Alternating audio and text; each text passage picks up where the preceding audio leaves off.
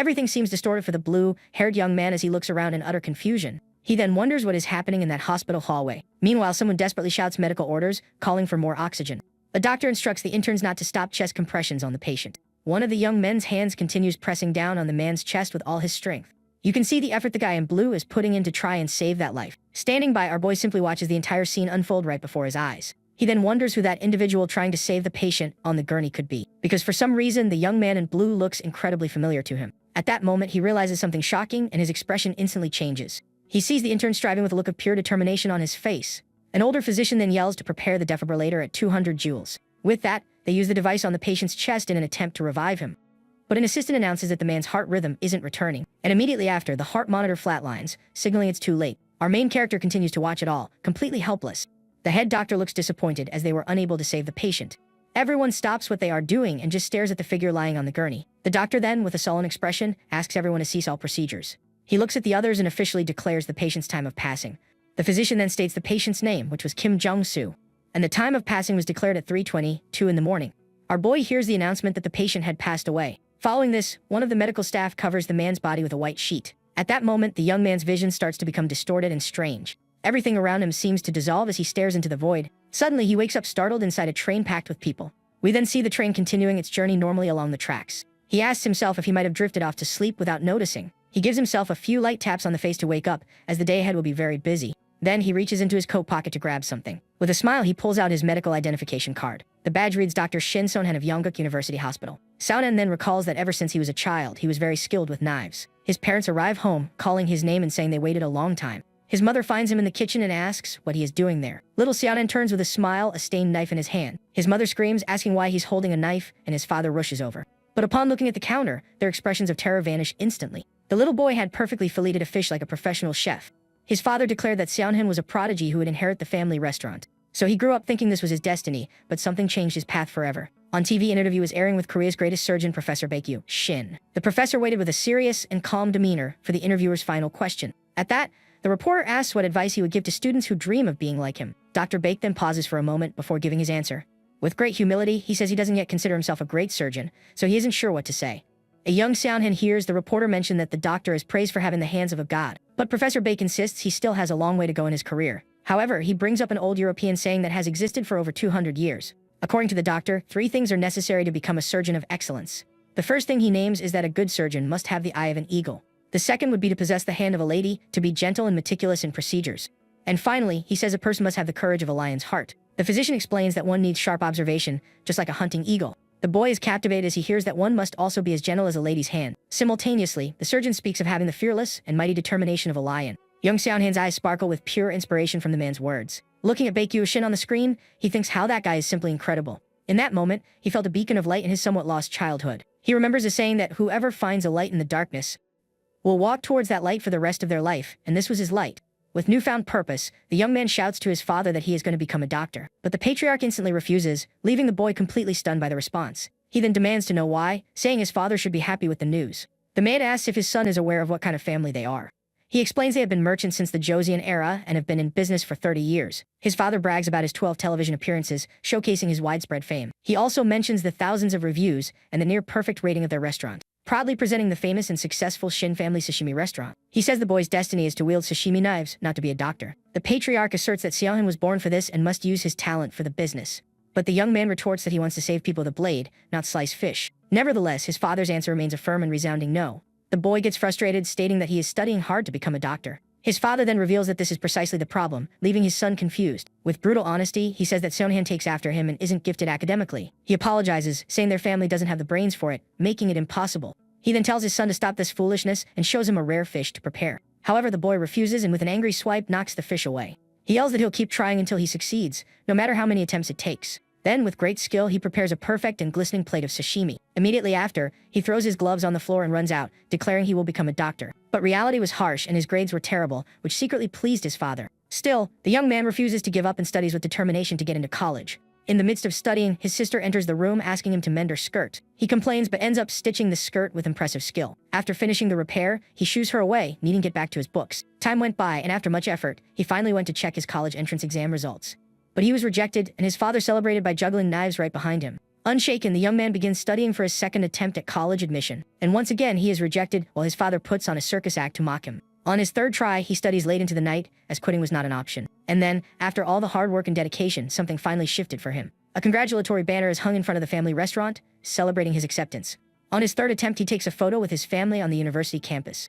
With a bouquet in his hands, he smiles, having finally become a medical student. He believed that if everything went smoothly, he would at last become a great doctor. Or so he thought, until he found the campus closed and swarming with protests. The young man collapses to his knees, unable to believe what was happening right before him. Disheartened by it all, he decides he will just fillet fish for the rest of his life. But time passes, and we see that fate had other plans for our boy.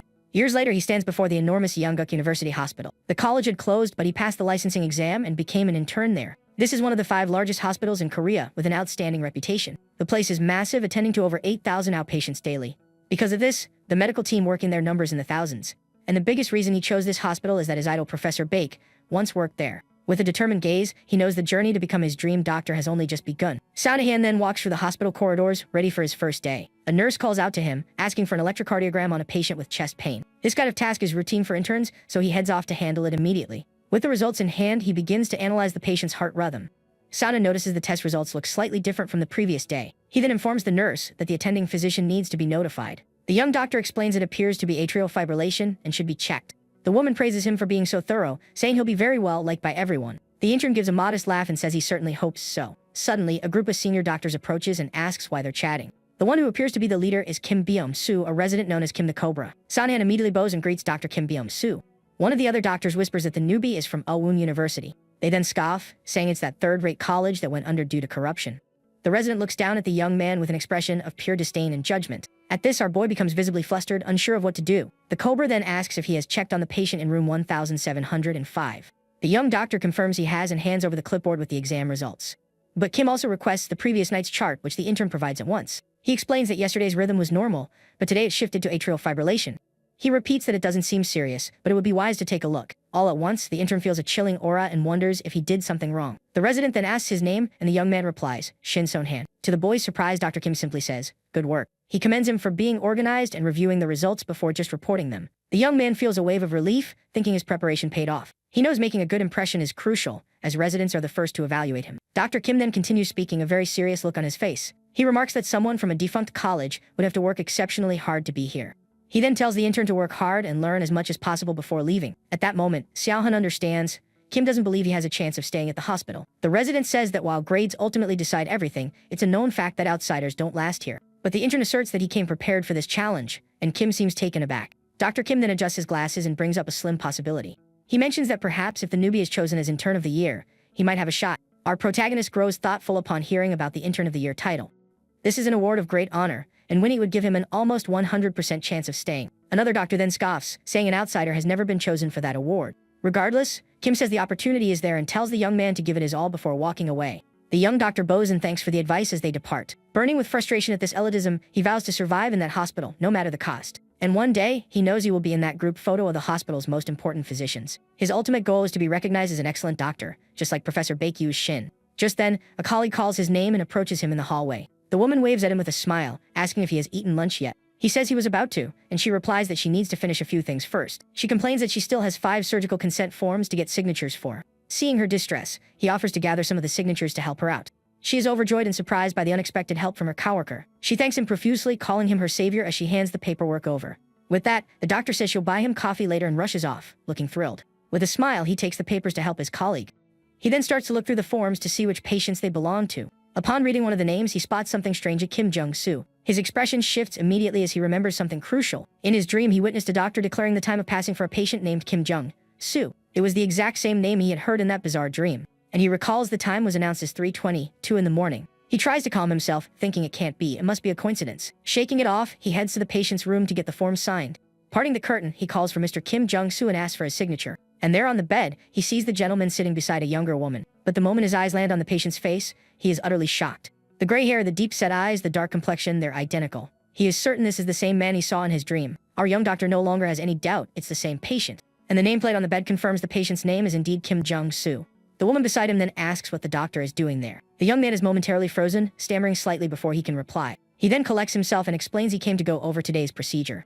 He wonders if the identical name and appearance are just one massive coincidence. The patient's daughter gets his attention, and he turns to see what she needs. With a worried look, she asks if her father is going to be all right. She holds up the form, pointing out the part that says he might not survive. The young doctor offers a reassuring smile, explaining they list even the slightest chance of complications. He clarifies that the procedure is performed more than 10 times a day, and everyone does fine. He then guarantees the chance of an incident is almost zero, which calms the woman. Confidently, the young man states that only the best doctors in Korea work here. The patient's daughter appears much more at ease after hearing his words.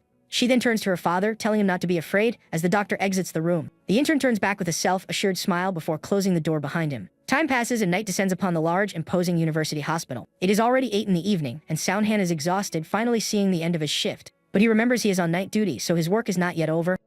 With that, he rushes to the break room to prepare for the long night ahead. There, he splashes water on his face to ward off drowsiness and stay alert. To keep himself focused, he starts lifting some heavy weights in the on-call room gym. The young doctor pushes himself hard to maintain his strength and stamina. It's clear he takes his physical conditioning very seriously, even when exhausted. Another intern, Kim Jun-wook, sees him there and asks if he's working out. With a smile, Jun-wook says he can't skip a workout or he'll lose his muscle mass. Jun-wook remarks that his friend looks awful, and Seon-han collapses onto a bed, complaining about work. While lifting, his colleague asks if he's heard a certain story, and he asks which one. Jun-wook mentions the tradition of a serious incident always happening when new interns arrive. His friend hopes for a quiet shift, and our protagonist agrees, but the young doctor remains on the bed, his mind fixed on something deeply troubling. He remembers that in his dream, patient Kim Jung-soo passed away, and he fears it might come true. He then sits up, telling himself not to entertain such absurd thoughts. Still, the worry is plain on his face as he stares into space. Suddenly, the intern leaps from the bed with a look of sheer determination. He hastily grabs his lab coat while his friend watches, completely baffled. Jun-wook asks if he's going to study, and Sound-han says he just needs to research one small thing.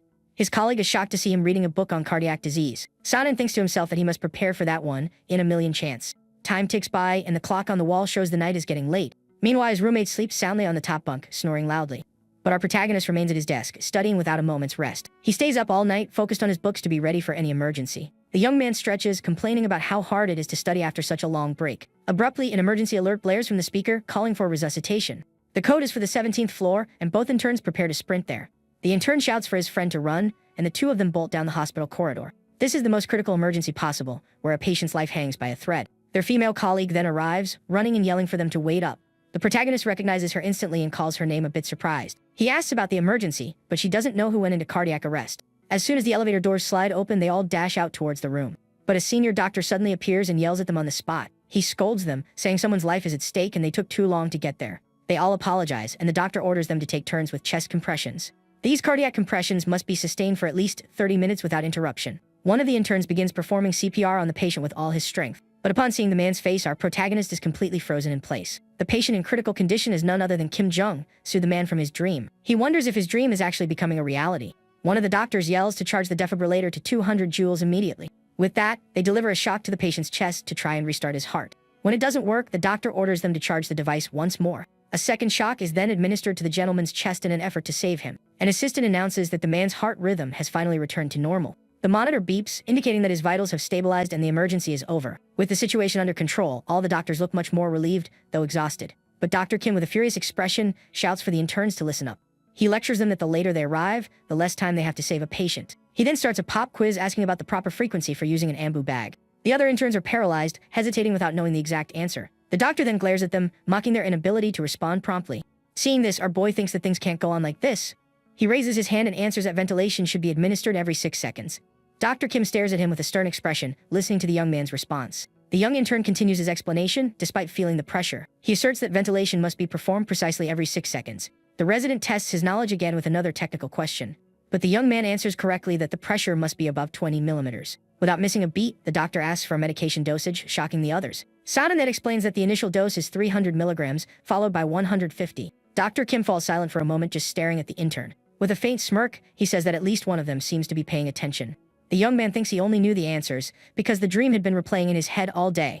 The resident then turns to the others, berating them for not even knowing the basics. He yells at the ashamed Yangguk graduates for being outdone by a newbie. The other interns look crestfallen after the humiliating reprimand from Dr. Kim. Angrily, the doctor shouts, asking what they are still doing there, and tells them all to get out. As they walk away, a colleague comments that thanks to Soundhan, they avoided a worse scolding. His friend then complains about Dr. Kim's terrible personality, vowing never to go into internal medicine. But unlike the dream, the patient is stable, yet Soundhan feels a crucial piece is missing. He remembers that in his nightmare, Mr. Kim Jung-soo passed away at 3:22. Looking at his phone, he sees it's only 2:40 in the morning.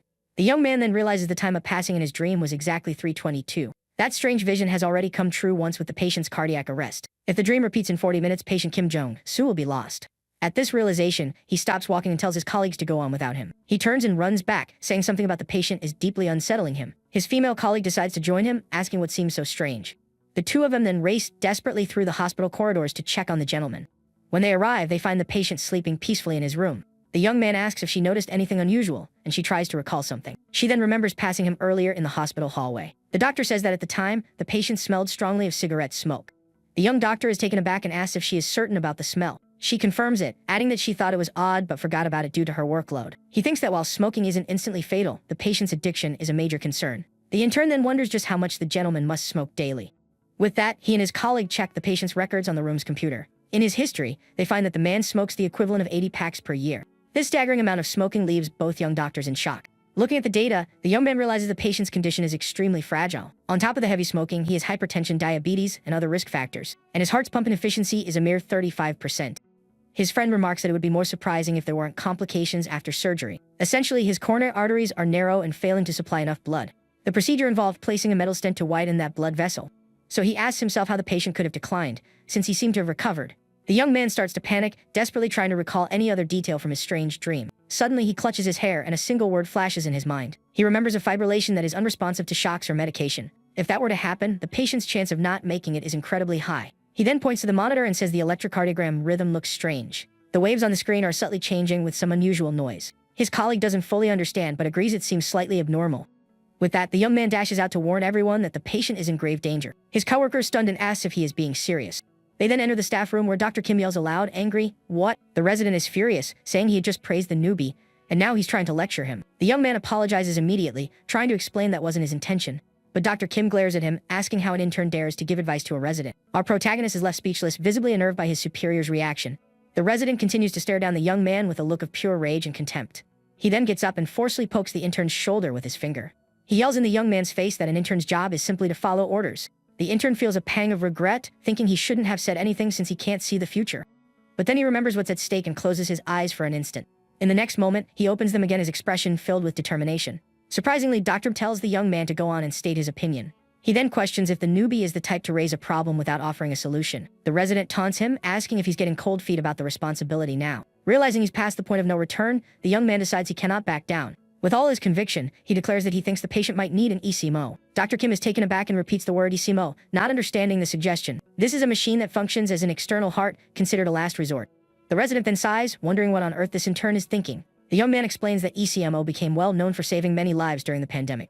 The resident shouts that the machine isn't a magic cure, all but a final desperate measure. But the intern insists the patient's condition could lead to refractory fibrillation. Dr. Kim lets out a derisive laugh at the audacity of the newbie before him. He asks if the boy truly believes the fibrillation will return after the patient has already recovered. With absolute certainty, the young doctor answers, "Wes," and thinks to himself, "Well, that's it for me." He knows that after challenging a resident, his evaluation has just gone down the drain.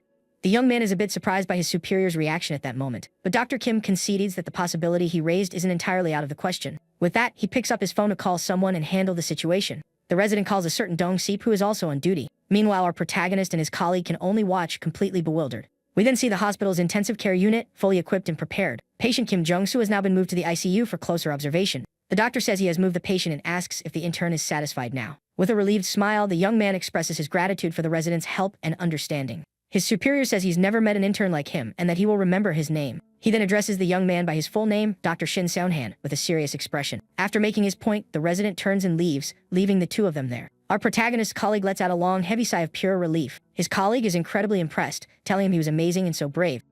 The young man admits he has no idea where that courage came from and figures he's in deep trouble now. But the doctor insists that, despite everything, he handled the situation really well. She then adds that he seemed like a genuine, real doctor. With a somewhat sheepish smile, our protagonist simply thanks her for the compliment. Meanwhile, the patient's heart monitor continues to show stable readings. The two interns keep vigil by Mr. Kim's bedside in the ICU. The clock reads 3:02 in the morning and all seems quiet. The young man thinks that, according to his dream, the second emergency should happen any minute. His coworker dozes off from exhaustion, her head resting on his shoulder. Suddenly, our protagonist feels a strange jolt course through his body. The doctor jolts awake, denying she was sleeping as he feels a twinge of pain. He tells her she's exhausted and suggests they head back to the on-call room. The young man says they've monitored enough and perhaps he was worried over nothing. But as he glances toward the bed, he realizes something is terribly wrong. Both interns' faces contort with sheer panic. The patient's daughter runs in, shouting that it's ventricular fibrillation. With that, the emergency alarm blares once again throughout the hospital. The woman cries out for a doctor, but our protagonist is frozen, unable to react. But then he seems to snap out of his trance and rushes into action to begin the procedures. He yells to his colleague, Yanseo, to grab the ambu bag, and she immediately complies. As he presses down on the patient's chest, he realizes the contents of his dream were real. The young man is overcome with desperation, unsure how to process his nightmare becoming reality. Senior doctors rush into the room to help with the emergency. They ask what's happening, and a doctor informs him it's a fibrillation. With that, they switch places to continue with the compressions. The resident then takes over the chest compressions, using all his experience. Our protagonist then realizes everything is happening exactly like in his dream. The orders, movements, and even the shouts are identical to the nightmare. The scene he pictured in his mind is repeating right in front of him, down to the last detail. One of the physicians warns it's still fibrillation and asks them to halt compressions. They charge the defibrillator to 200 joules and deliver a shock to the patient. He then realizes that if this continues, Mr. Kim Jong-soo isn't going to make it. The man lying on that bed doesn't have much time left if nothing changes. And just outside, the patient's daughter cries desperately for her father's life. The image from his dream, with everyone standing around the body, floods his mind. He feels powerless, thinking he failed to change the future with what he knew. Suddenly, our protagonist shouts for everyone to clear a path. A surgical team rushes in carrying an emergency equipment cart. The young doctor feels a wave of relief. The patient's only hope has just arrived. Their team leader is thoracic surgery specialist, Song Yu-ju. Entering the room, she immediately asks how much time has passed. The young man quickly replies that 12 minutes have gone by in 6 cycles. Dr. Song announces she'll use both femoral arteries and asks everyone to step back. With that, a green surgical drape with 2 openings is placed over the patient's legs. The sterile cloth covers the man's lower body for the procedure. The team then gets into position to begin inserting the ECMO device. The surgeon starts the procedure with precision, ensuring the vein's safety. Using a syringe, she punctures the patient's skin to find the correct spot. Blood begins to fill the syringe, indicating she has found the vein. An assistant hands the guide wire to her so she can continue. Very carefully, she inserts the guide wire to lead the catheter toward the heart. A doctor confirms on the ultrasound that the wire has entered the vena cava. After securing the vein, she cleans the area for the next surgical step. The surgeon then announces the next phase is to locate the artery for the ECMO. Our protagonist watches it all, his face a mix of awe and surprise. But while trying to find the artery, the syringe suddenly stops drawing blood. One of the assistants grows nervous, something unexpected has occurred. He informs the surgeon that the syringe is no longer pulling in blood. She immediately orders a stop to the chest compressions. She instructs her assistant to withdraw the syringe slowly to find the artery. Blood starts filling the syringe again, signaling the problem is resolved. The doctor asks if he got it, and the assistant confirms with a nod. With the guide wire now in the artery, the team can move forward. The assistant announces the guide wire is in, and the surgeon continues her work. With everything in place, she finally activates the ECMO machine for the patient. Blood starts to circulate through the machine's pump, just as it should. We then see the blood flowing through the device's tubes without any issue. Oxygenated blood begins to flow back in the patient's body. The machine is functioning perfectly. The procedure was a success. A physician confirms the flow is good and there's no recirculation. With the ECO's help, the patient's breathing normalizes and he stabilizes. The surgeon then congratulates everyone for their quick and excellent work. Our protagonist and his colleague let out a sigh of pure relief and exhaustion. Suddenly, the clock on the wall catches his eye, and he's taken aback. It's exactly 3:22 in the morning, the same time of passing from his dream. But this time, patient Kim Jong-soo didn't pass away and remains alive in bed. His life was saved thanks to the ECMO, which acted as a second heart. Dr. Kim rushes into the room asking what happened. A doctor explains that the patient's rhythm didn't return, so they had to use the ECMO. The surgeon then reveals it was Dr. Kim Byung-soo who called for the procedure. The resident seems a bit confused as he can't recall making that request. The other doctor then congratulates Kim on a job well done, leaving him speechless. Our protagonist smiles, saying that was a close call just as he expected. After all the commotion, the hospital's waiting area is now empty and silent. The young man gets a few coins to buy a drink from a vending machine. Standing there, he reflects on everything that happened during that crazy night. He questions if what he saw in his dream was truly a glimpse of the future. His colleague then appears and asks if he's alright, noting he looks a bit pale. She laughs, saying she only had to use an ambu bag, so she was feeling fine. She then asks how he knew the patient would go into fibrillation again. He is at a loss for words since he can't just tell her about his dream. With an awkward smile, the young man says it was simply a hunch he had. She gives him a skeptical look, not seeming to buy his answer. Suddenly, Dr. Kim appears behind them, making them both jump. He tells the young man to get out of the way if he isn't going to buy a drink. A can of coffee drops from the machine after the resident pays. The doctor picks up the beverage to hand it to our protagonist. He admits the intern had a point and that he ultimately did the right thing. According to the resident, moving the patient to the ICU was a brilliant move.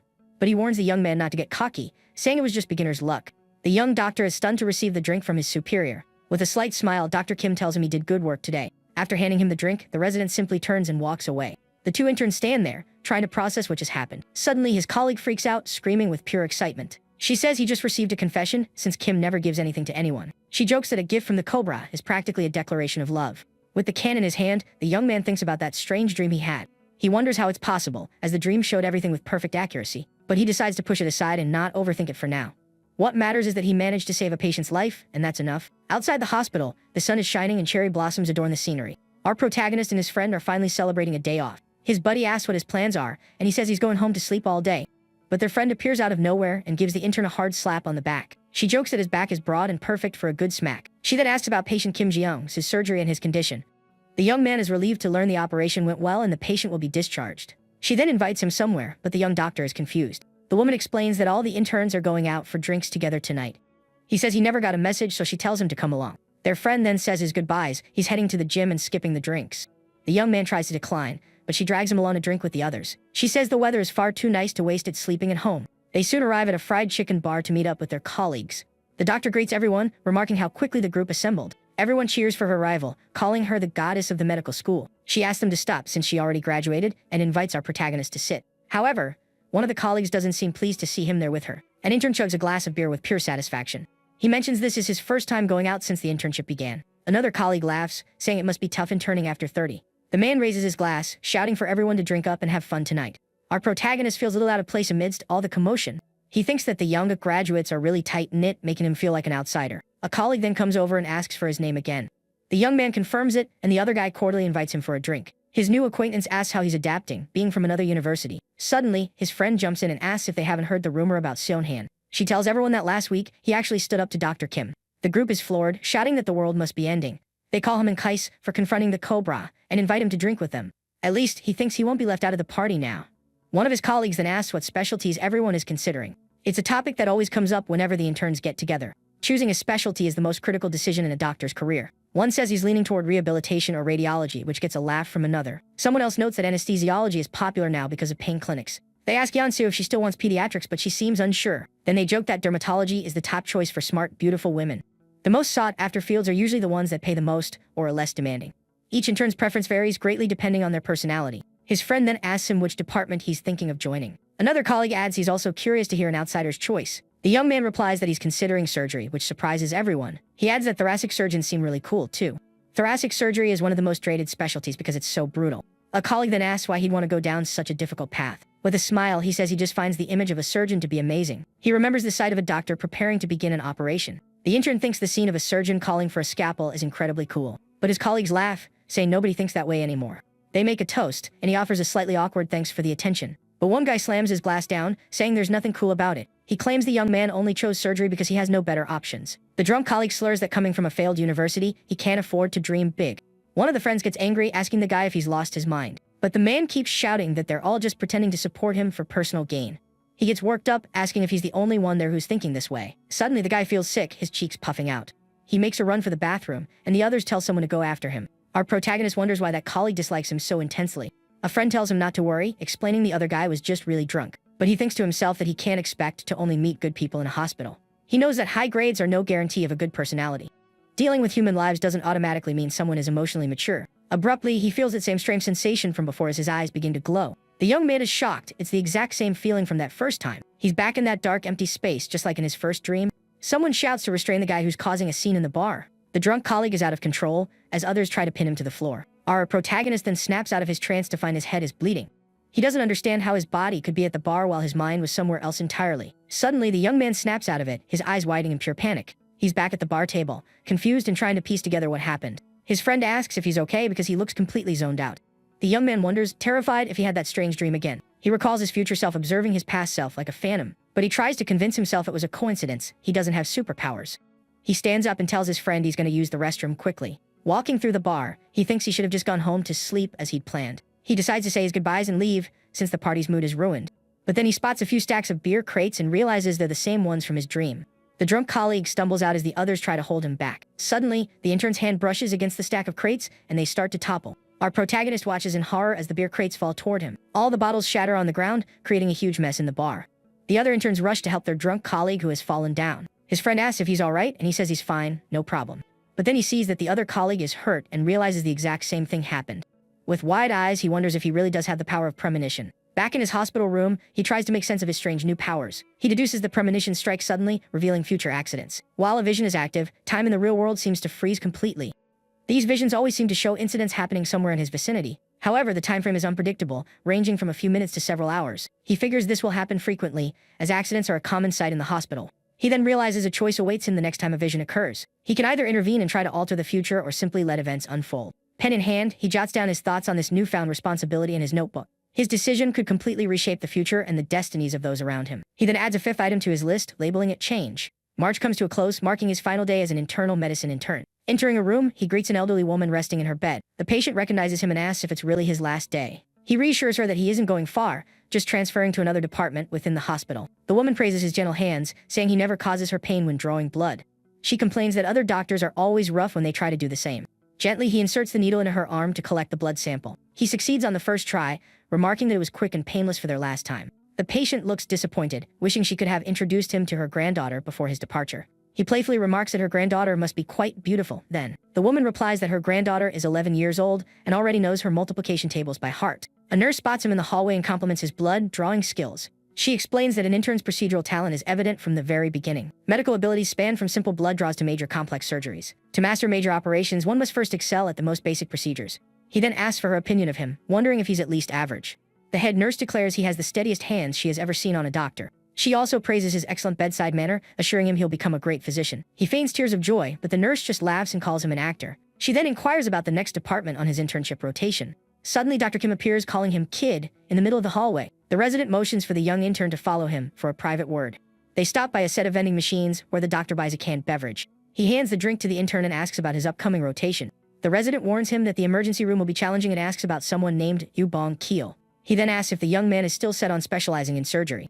The intern is taken aback that the news has already circulated throughout the hospital. Dr. Kim says that's good, adding he would have smacked him if he'd chosen internal medicine. The resident then turns and walks off, leaving our protagonist standing alone. He jokes that he actually enjoyed internal medicine, but the doctor just shoos him away. As he tosses the empty coffee can into the trash, his superior approaches him again. The resident tells him to give it his all in the next department to avoid making a bad name for himself. With a faint smile, he admits the young man did a fine job over the past month. A smile spreads across the intern's face, happy to have his hard work acknowledged. He's learning that his actions can truly influence the people and situations around him.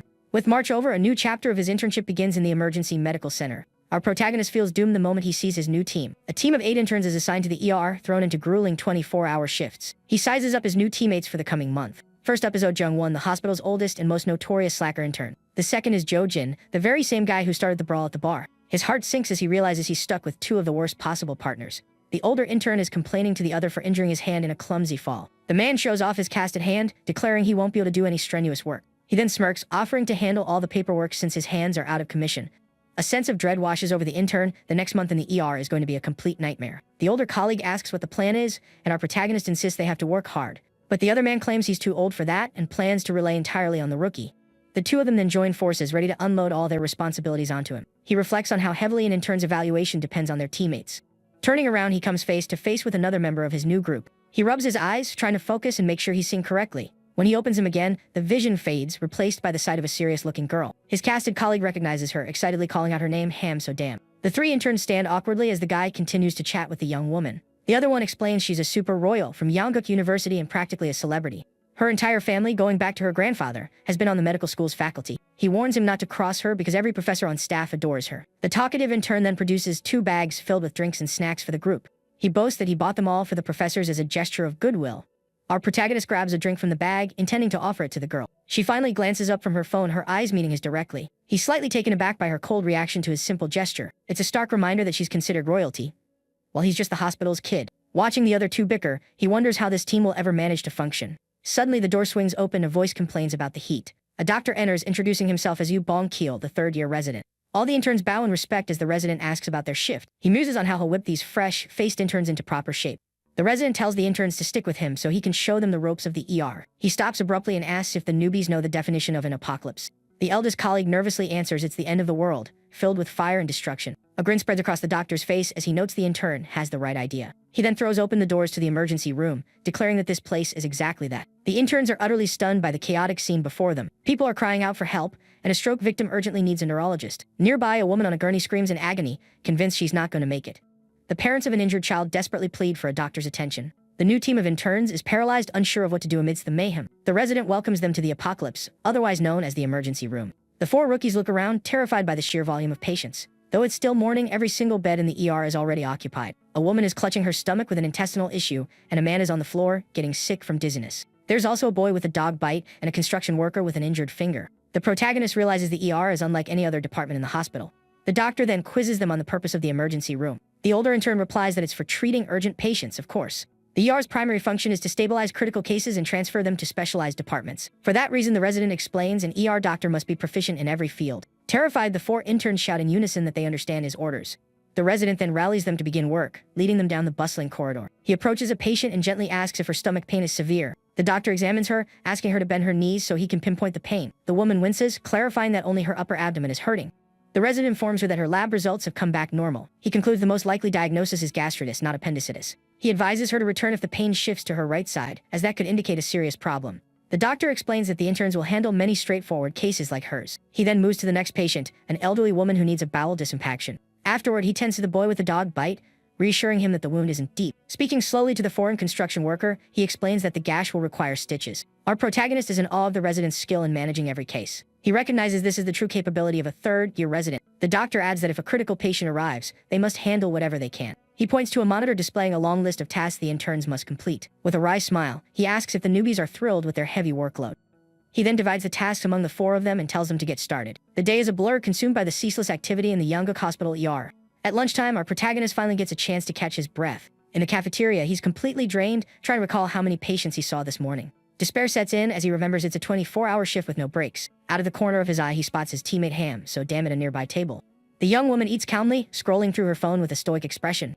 He sits down with her and tries to make small talk about their chaotic morning. She replies with a single word, her eyes still glued to her smartphone. He feels awkward after the short, dismissive response from his new colleague.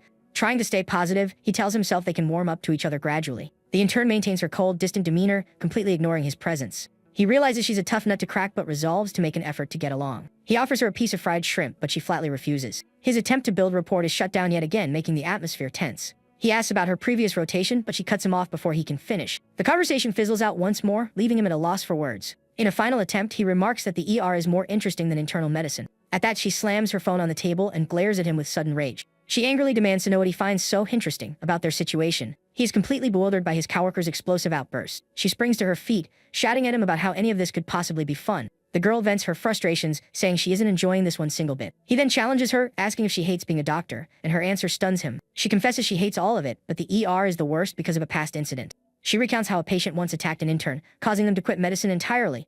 Then she asks if he doesn't find the thought of facing such dangers terrifying. The girl laments that she can't understand why anyone would want to be a doctor, given the risks. Genuinely curious, he asks why she chose this profession in the first place. She admits she only became a doctor because her parents made her, and for no other reason. It dawns on him that they come from 2 completely different worlds. He reflects on how many people become doctors due to good grades or parental pressure. As a result, they spend years in medical school without a true passion for the field. The girl states she'll transfer to a department where she won't have to see patients later on. She suddenly shivers, and he's confused by her abrupt change in mood. With a sigh of relief, she seems to feel much better in an instant. His colleague then points at his plate and asks to try the shrimp. She reminds him that he had just offered her a piece moments ago. He questions her sudden change of heart, but she just says it looks delicious now. With a sly grin, the protagonist decides to have a little fun with the situation. He pulls his plate away, playfully telling her she can't have any, which annoys her. A moment later, he laughs and passes the plate to her, admitting it was just a joke. She eats happily, and he thinks she has a quirky but refreshingly honest personality. He feels a sense of relief, thinking that maybe they'll be able to get along after all. Night falls, and another grueling shift comes to an end at the university hospital. In his office, resident Yu Bong-chil begins writing the intern's performance reviews. He starts with Jo Jin-jae, criticizing him for being lazy and not taking his duties seriously. Next, he assesses Oh Jung-won, noting that the intern is sharp but tends to be a slacker. Then it's Ham So-dam's turn, whom the resident refers to as royalty among royalty. The doctor notes her skills are subpar and that she consistently repeats the same mistakes. He decides to be blunt in his assessment, giving her a C for her profound lack of confidence. Lastly, he evaluates our protagonist, Shin Son-han, admitting the intern surprised him. The resident had concerns about his background, but his practical skills are excellent. However, he doesn't seem to be a genius or someone who stands out significantly from the pack. The doctor finds his evaluation of the young man to be inconclusive and leans back in his chair, lost in thought. During the second week, the intern asks his older colleague if he's done the blood cultures yet. The other man claims to be busy and asks the rookie to handle the task for him. The patient is an elderly woman, and he can immediately tell fighting a vein will be a challenge. He knows his colleague is intentionally pawning off the difficult job on him. His casted coworker asks where So-dam is, and the other replies that she's vanished. Suddenly, enraged shout echoes down the hall, startling the 3 interns. They see a large, furious man yelling at their teammate Ham So-dam, just a few feet away. The girl looks terrified, her head bowed as the man continues his tirade. The man shouts that she'd been jabbing his father's arm for 20 minutes with no luck. His colleagues mutter that she's finally caused a major incident over a simple procedure. To be fair, arterial blood draws are tricky, and getting an earful from patients isn't uncommon. The man grows even more irate, demanding a nurse take over the procedure instead. The nurse explains only doctors are authorized to perform the test, but he refuses to listen. He finally snaps, complaining loudly about the incompetence at the university hospital. The colleague with the broken arm calls her pathetic for failing at such a basic task. At that moment, our protagonist rushes forward to intervene and support his teammate. He offers to perform the blood draw in her place, surprising everyone. The man demands to know who he is, and the intern replies with a confident smile that he's a doctor. With that, he pulls up a chair to sit and begin the procedure. He apologizes, explaining that finding veins on someone with his father's build can be difficult. To de-escalate the situation, he says it reminds him of his own father. In truth, it's a complete lie. His father's build is nothing like the patient's. He knows that building rapport with a patient is a crucial first step in their care. He speaks calmly to the patient, asking him to sit up for a moment. The son warns that if he messes up, he'll personally tear the entire hospital apart. The young intern tells him not to worry, admitting that while he's not perfect, he's capable. Unlike his colleague, he gained extensive procedural experience during his internal medicine rotation. With a plan forming, he asks the son to apply pressure to his father's right wrist. The son complies, pressing a gauze pad firmly against his father's wrist. The intern then checks if the patient is comfortable and asks him to remain still. Looking at the man's arm, he understands the son's fury. It's covered in bruises. Arterial blood tests typically use the radial artery, which is located in the wrist. But since arteries lie deeper than veins, one must feel for a pulse to locate it. With the massive hematoma on the patient's wrist, feeling a pulse there is impossible.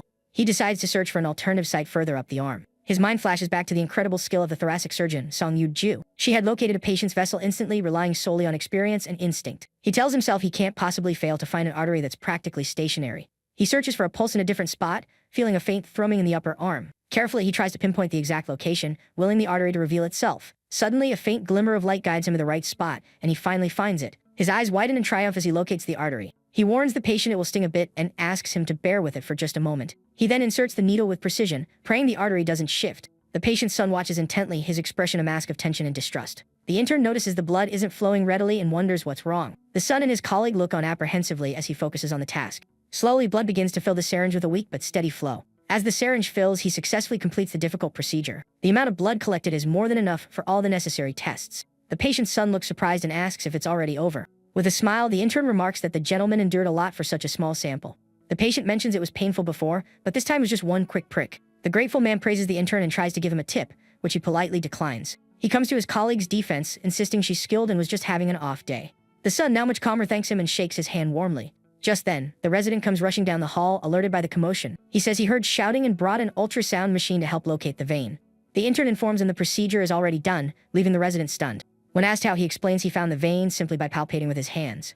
The doctor is thoroughly impressed by the rookie's skill and praises him profusely. He congratulates him but advises him to wait for the ultrasound next time just in case. The resident then turns to Ham, so damn, his expression turning serious. The girl keeps her head lowered, mortified by her failure. The doctor lets out a weary sigh, unsure how to handle the struggling intern. He tells her to go to the restroom and pull herself together before returning to work. She bows respectfully, acknowledging her superior's command. With that, she turns and walks alone back towards the emergency center. The resident asks the protagonist to keep an eye on his colleague, warning him of the danger. He says one wrong move could turn her into a malignant presence on the team. Earning that label from your peers is the worst fate that can befall a doctor. Taking a short break, the young intern sits on a bench outside. A female teammate approaches and asks him to look after so damn during their rotation. She says she feels sorry for the other intern and he asks why. The woman reveals that their colleague has been the target of bullying since medical school. He's surprised, assuming her royal status would have made her popular. She explains that her prestigious background was the very source of the problem. Every minor mistake was blown out of proportion, causing her to become withdrawn and timid. He understands now the constant psychological pressure has eroded her confidence. His colleague says she has her own worries, and he calls her out for being cold. But he has to agree that they are all doctors and must focus on their own responsibilities. The woman insists, saying she's genuinely worried so damn might make a catastrophic error. He reasons that an intern's duties are limited, so the risk of major harm is low. He tells her not to worry, assuring her that nothing that's serious will happen. All at once, the intern's eyes fly open as a terrifying vision takes hold. He's frozen on the bench as the world around him seems to grind to a halt. He stumbles to his feet, terrified, wondering if it's happening again. A mysterious voice echoes through the darkness, calling for all the interns. In his vision, the intern finds himself in a dark room, facing a group of senior doctors. A man in glasses is shouting that he's never seen anything like this in his entire ER career. He realizes that he and his fellow interns are all the targets of this dressing down. The chief resident then points at them, declaring that they will all receive a C for their evaluation. The intern is in utter disbelief, unable to process that he's receiving such a low mark. Panic sets in. A C on his record would effectively end his career at this hospital.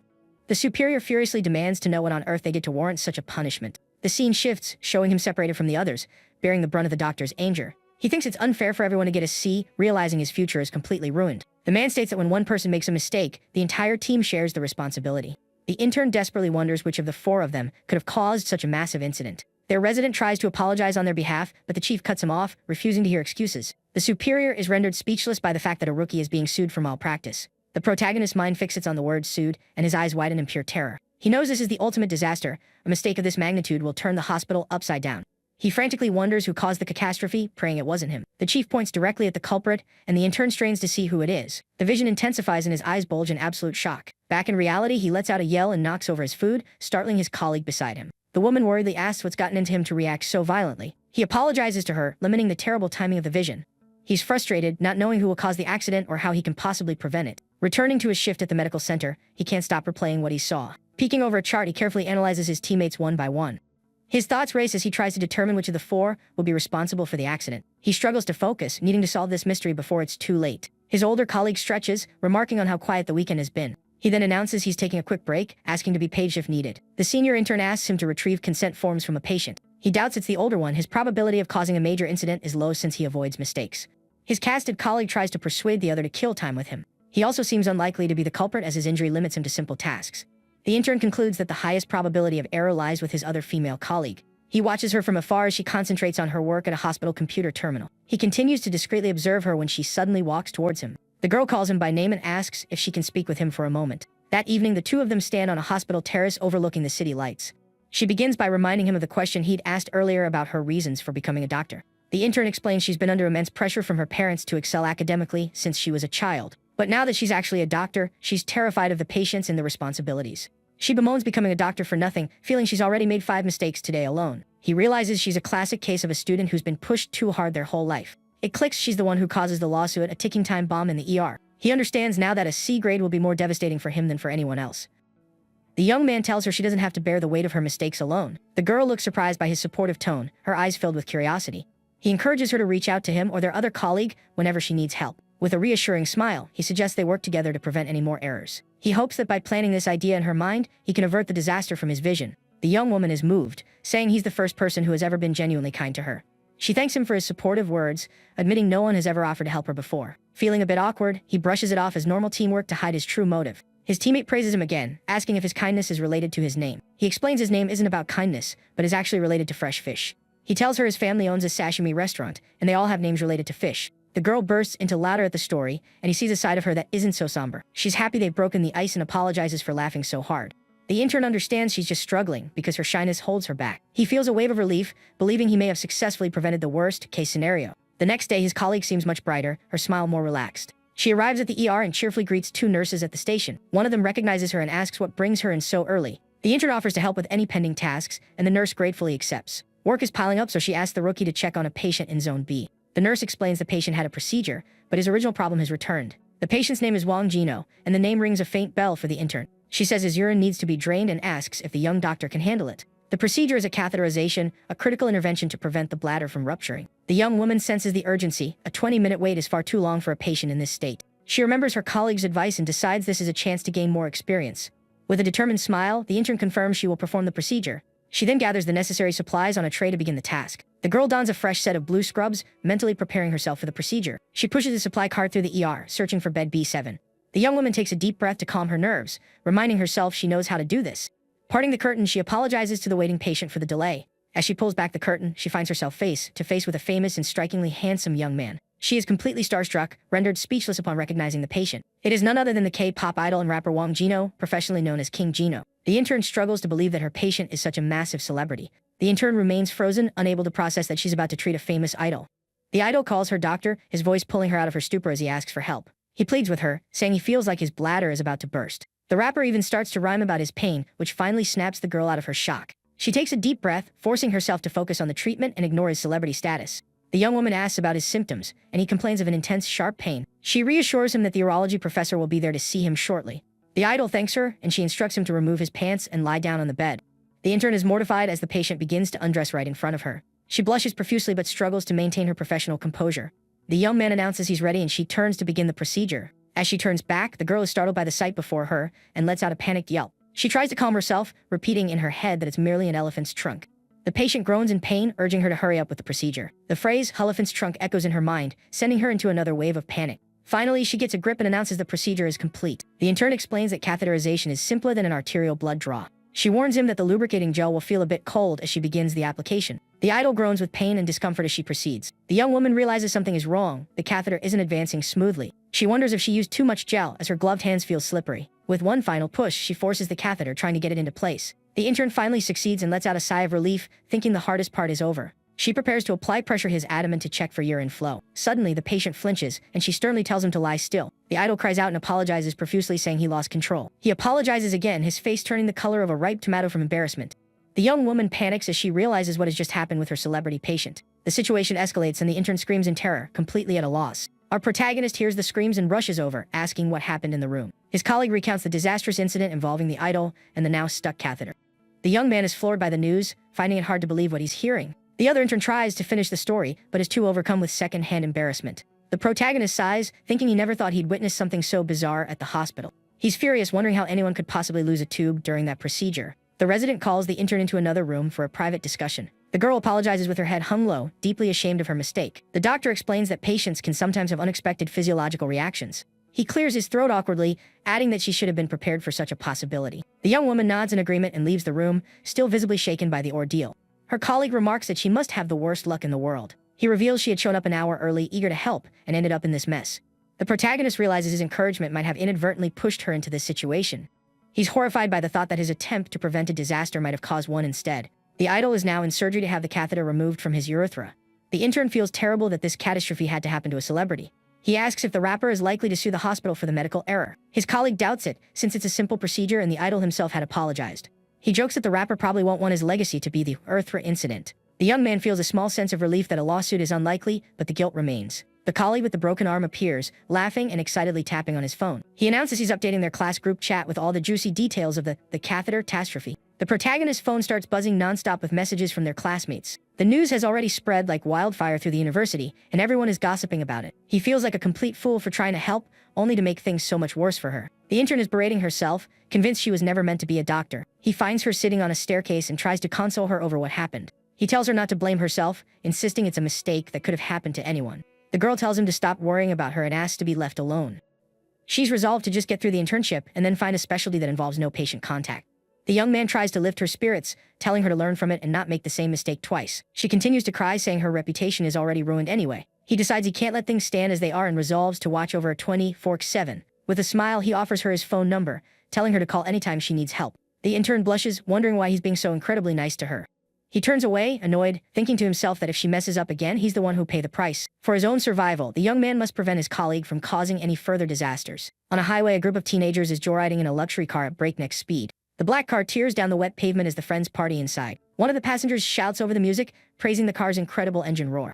His friend asks if he's sure it's okay he took his dad's car without permission. The girl in the passenger seat questions if the driver even has a license. Another boy scoffs, saying of course a first-year college student wouldn't have one. One of the teens eggs the driver on, telling him to floor it so they can feel the car's true speed. A wide grin spreads across the driver's face as he slams his foot on the accelerator. The luxury car flies down the highway at a dangerously reckless velocity. The driver weaves aggressively between other vehicles, yelling for everyone to get out of his way. Back at the hospital, an intern offers a can of soda to the third-year resident. The doctor takes a sip but immediately spits it out in disgust.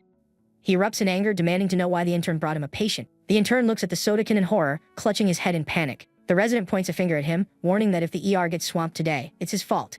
The piercing ring of the medical center's phone cuts through the tense atmosphere. A nurse answers the call, identifying herself as a hospital staff member. As she listens to the report of a traffic accident, the color drains from her face. The resident and the interns crowd around her to hear the details of the call. The doctor grabs the phone, asking for the number of patients and their conditions. His expression grows grim and tense as he listens to the information from the other end. The nurse relays that a total of 7 victims are en route to the hospital. The phones begin ring off the hook as the entire emergency department shifts into high alert. The interns brace themselves for the influx of critically injured patients. Our protagonist watches the situation unfold with a deeply concerned expression. The can of soda the intern had brought sits forgotten on a nearby counter.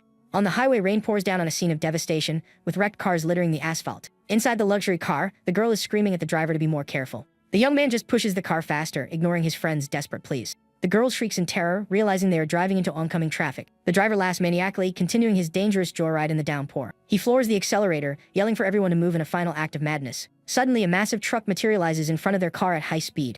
The friends scream in terror as they see the truck bearing down on them. The truck driver frantically tries to swerve, but it's too late to avoid the collision. The impact is catastrophic, sending the luxury car hurtling toward the side of the road. The truck overturns, triggering a massive pile up with the cars behind it. The scene is one of utter carnage, with mangled vehicles and debris scattered everywhere. The luxury car is thrown sideways, flipping over multiple times before coming to a stop. A red car also flips, landing upside down on the slick asphalt. The black vehicle is a crumpled mess, smashed against the highway's concrete barrier. The driver stumbles out of the car, dazed, clutching his head in pain. His friends emerge from the wreckage in shock, complaining of aches and pains. One of them remarks they only survived thanks to the car's advanced safety features. The girl gets her friend's attention, pointing with a trembling hand at the scene around them. The highway is a disaster zone with destroyed cars and people crying for help. One car is completely totaled, its wheel pointing to the sky, a mangled wreck. An arm is visible from underneath an overturned red car. The gravity of their actions hits the teenagers, and they descend into full-blown panic. They frantically wonder what to do now, faced with the catastrophe they've caused. One friend asks the driver what their next move should be. The young man stares at the wrecked car, lamenting that his father is going to end him. The wail of approaching ambulance sirens begins to cut through the air. An empty liquor bottle lies on the wet ground near the crashed car. Back at Yangguk Hospital, the medical team assembles to receive the incoming victims. The chief of residents grumbles about young people losing their lives to recklessness. He asks for a patient count, and the resident confirms a total of 7 are expected. The protagonist worries that with so many critical patients, the potential for a medical error is high. The older colleague, however, views the situation as a valuable learning opportunity. The intern Hyam-so-dam appears visibly anxious about the arrival of the accident victims. The protagonist asks about their colleague with the broken arm, and the other intern says he's busy.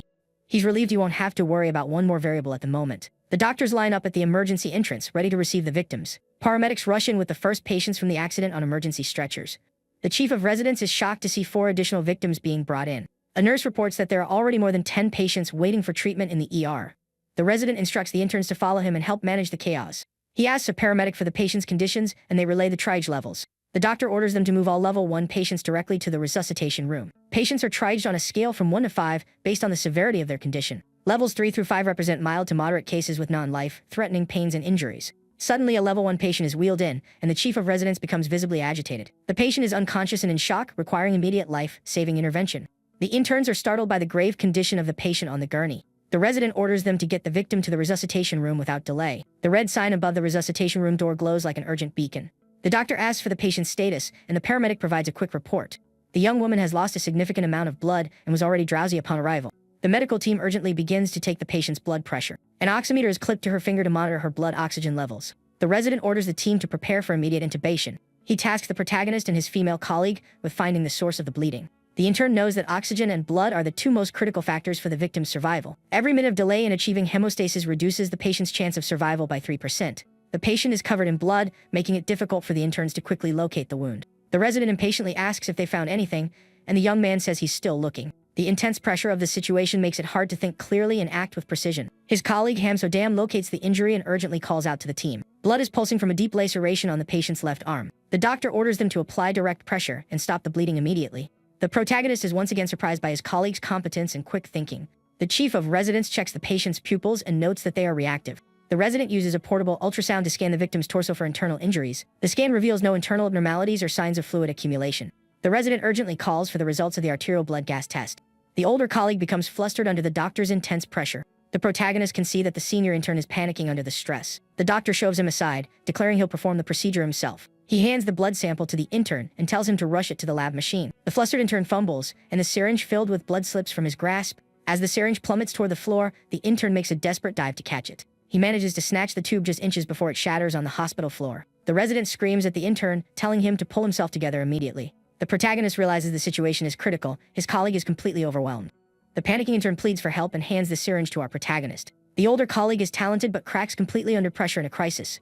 The protagonist volunteers to run the test, telling his colleague to monitor the patient. He knows he can't afford any mistakes and decides to handle it himself. The young man delivers the results to the chief of residents, who quickly scans them.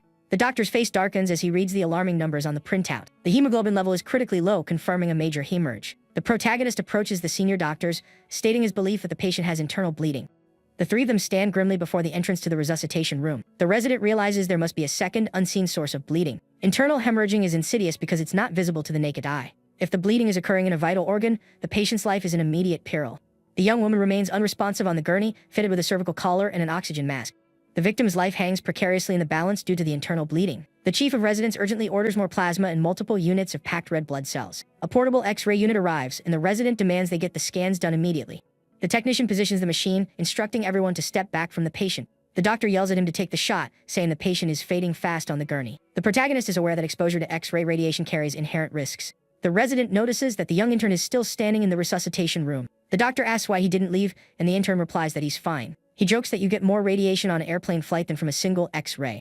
The doctor chuckles, calling him a smart aleck for the flawed comparison. The young man remains focused, determined to conserve every last drop of blood in the patient's body. He is completely zoned in, his entire being dedicated to saving the victim's life. The resident observes him in silence for a brief moment before returning to his work. The X-ray machine whirs to life, capturing the necessary images. The technician announces the scans are complete and displays them on a digital monitor. The chief of residence analyzes the images, his expression one of shocked realization. He points to the screen, declaring the source of the bleeding is the pelvis. The X-ray image clearly shows a severe fracture in the patient's pelvic bone. The chief of residence immediately orders a pelvic binder and a consult with orthopedics. The binder is quickly wrapped around the patient to compress the fracture and stanch the bleeding. The device is cinched tightly to stabilize the victim's shattered pelvis. IV bags of blood and saline are hung to rapidly replace the lost fluid volume. The resident watches the monitor, celebrating as the patient's blood pressure begins to climb. The patient's vital signs slowly start to stabilize on the gurney. The resident reports that her pressure, pulse, and oxygen saturation have returned to normal ranges. The chief asks about her level of consciousness, but she remains unresponsive. The young intern moves closer to the patient, checking her signs for himself. He watches her breathing intently, searching for any sign of a reaction. All at once, the patient's eyes flutter open in the resuscitation room. The intern alerts the team that the victim appears to be regaining consciousness.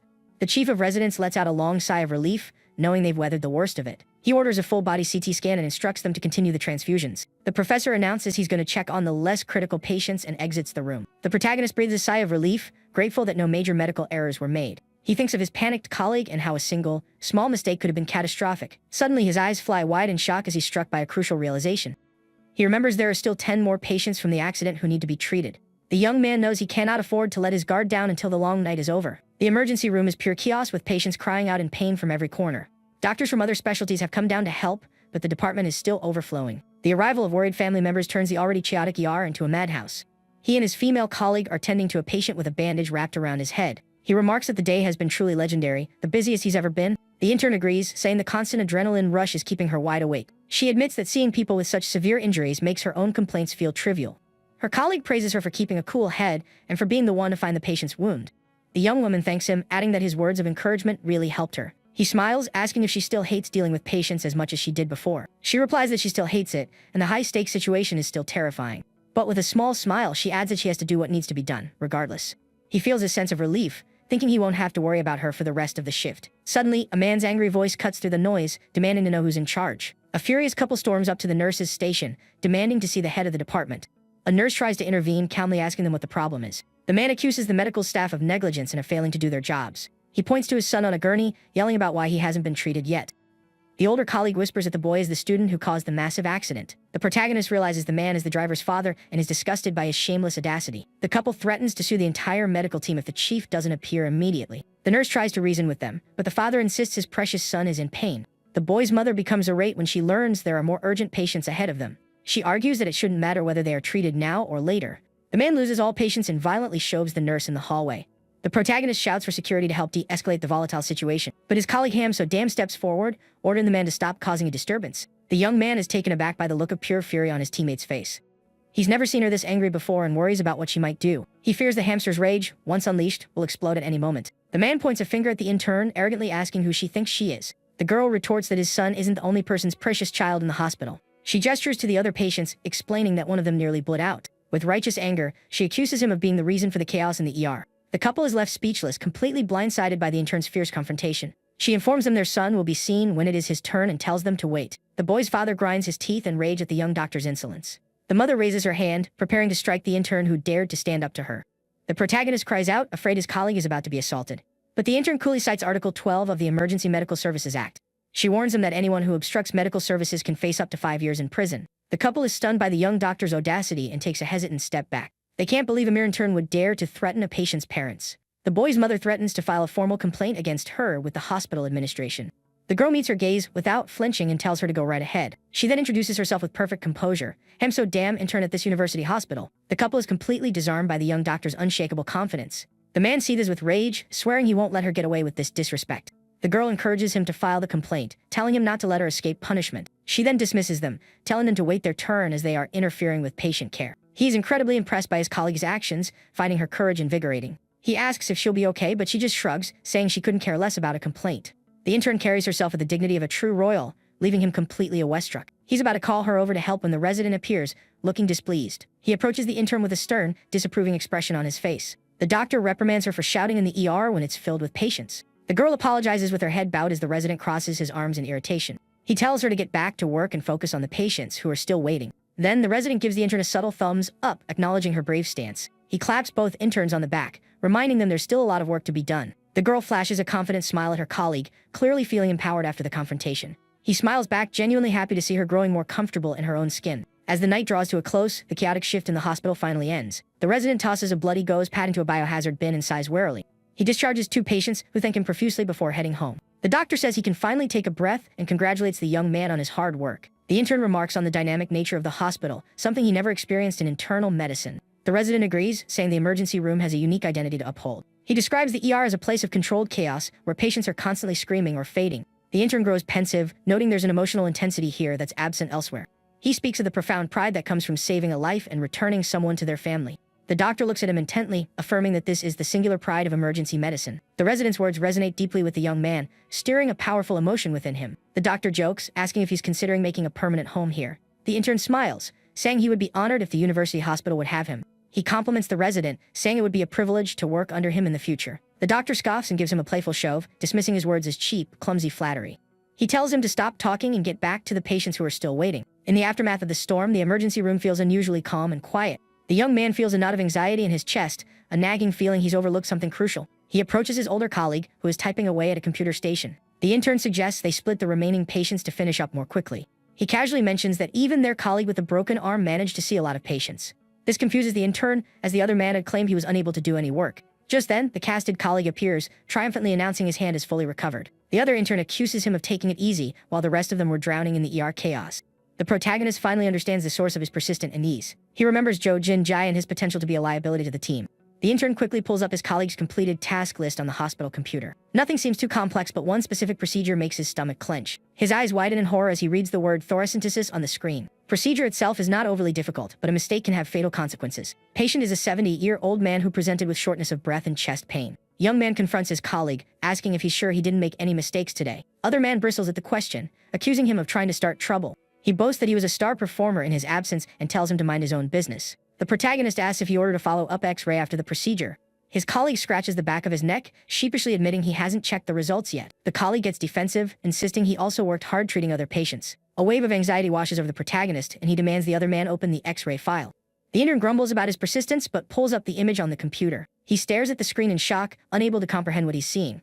The X-ray confirms that the fluid in the patient's lung is still present. The colleague casually mentions that not much fluid came out when he performed the procedure. The protagonist explodes, shouting at him and pointing frantically at the computer screen. He indicates a pneumothorax, collapsed lung, on the side opposite to where the intern performed the procedure. The man is stunned into silence, realizing the catastrophic mistake he has made.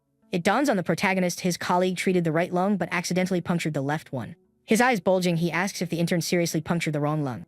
The other man trembles in fear, the full weight of his disastrous error crashing down on him. The protagonist sprints off to find the patient, asking which zone he's in. His desperate colleague grabs his arm, terrified of the news getting out. He begs him not to say anything, pleading that his evaluation will be ruined. The young man is rendered speechless by his colleague's selfishness in such a dire situation. The other man tries to justify his actions, suggesting they just keep the incident quiet. The protagonist is enraged by his colleague's attitude, unable to believe what he's hearing. The intern argues they should just let it be, since the pneumothorax is small. At that, the young man snaps, screaming at his colleague and calling him a crazy, irresponsible fool. A heated argument erupts between the two interns at the ER counter over the grave medical error. The protagonist slams his fist on the desk, yelling that his colleague's evaluation is irrelevant. He locks eyes with his colleague, his voice cold as he warns, "That patient isn't going to make it because of you." The other intern freezes, intimidated by the protagonist's furious gaze. The young man screams, asking where the patient is, knowing 30 minutes have already passed. He bolts down the hospital corridors, desperately searching for the endangered patient. The two interns find the elderly man lying on a gurney in severe distress. The patient is groaning in pain, struggling mightily to draw each breath. He calls out for a doctor, gasping that he can't get any air into his lungs. The two interns stand there, momentarily paralyzed, unsure of how to help him. Monitor shows the patient's oxygen saturation has plummeted to 73%. The protagonist realizes the alarm must have been drowned out by the earlier chaos in the ER. He shouts for an oxygen mask to help the patient breathe. The protagonist stands beside his shocked colleague, his mind racing. He orders him to show the X-ray to the resident and immediately page thoracic surgery. Other man scrambles to follow his orders, leaving the young man alone with the patient. The memory of his premonition flashes in his mind, the terrible future he foresaw is happening right now. Young man knows that any further delay will result in the patient being lost on his watch. He rapidly formulates a plan to save the man's life before it's too late. Only one solution comes to mind: a needle aspiration to relieve the air pressure in the man's lung. He yells for 16 gauge needle from a nearby nurse. The nurse hands him the needle without a moment's hesitation. He positions himself beside the patient, preparing to perform the emergency procedure. With the needle poised, he readies himself to insert it into the patient's chest. He hesitates for a split second, questioning if he has the right to do this. The young man is alone, without the supervision of a senior doctor. If he fails, his evaluation will be ruined, and he could even face a lawsuit. In the worst-case scenario, he could become the defendant in a malpractice case. The patient continues to gasp for air, his condition deteriorating with every passing second. Protagonist watches the man suffering and makes a fateful decision. He knows there isn't a second to spare, he has to act now to save him. With steady hands, he prepares to insert the needle into the patient's chest wall. He focuses, recalling the precise steps for the needle aspiration procedure. Carefully, he inserts the needle into the exact location to release the trapped air. The patient flinches in pain as the needle pierces his chest. Young man realizes the needle isn't deep enough, and he needs to advance it further. He pushes the needle with more force until it enters the thoracic cavity. Needle is now embedded in the patient's chest, and air begins to hiss out. The trapped air escapes from the man's lung, relieving the pressure on his chest. Patient is finally able to take a deeper breath, and his strained expression softens. Patient sighs with relief as his breathing gradually returns to normal. Young man celebrates as he sees the oxygen saturation climb back up to 89. The resident rushes in with the other interns, shouting for a surgeon. He looks at the patient and declares they need to insert chest tubes on both sides. The doctor then spots the needle embedded in the patient's chest and freezes in shock. He screams at the young man, demanding to know what he did to the patient. The resident grabs him by the collar, accusing him of performing an unauthorized procedure. His eyes then dart to the monitor, where he sees the improved oxygen saturation level. The doctor calls for a syringe, which a nurse quickly provides. He tells the protagonist to hold the valve steady as he takes over the procedure. Using the syringe, he begins to carefully aspirate the remaining air from the patient's lung. The young man watches the resident work, his own expression serious and focused. Doctor asks the patient how he's feeling now that he can breathe more easily. Man recounts how his wife had stepped out, and he suddenly became breathless and felt like he was fading. He says he was so weak he couldn't even make a sound to call for help. The resident reassures him, saying he'll be fine now that the crisis has passed. The patient's wife returns and is horrified to see her husband on a gurney with an oxygen mask. She rushes to his side and the young intern watches the emotional reunion. He thinks about how the patient was nearly lost due to a foolish, careless mistake. A profound sense of gratitude washes over him for having been able to save a life. The patient thanks the doctors, saying he feels much more comfortable now. The resident and the protagonist stand in silence, observing the recovering patient.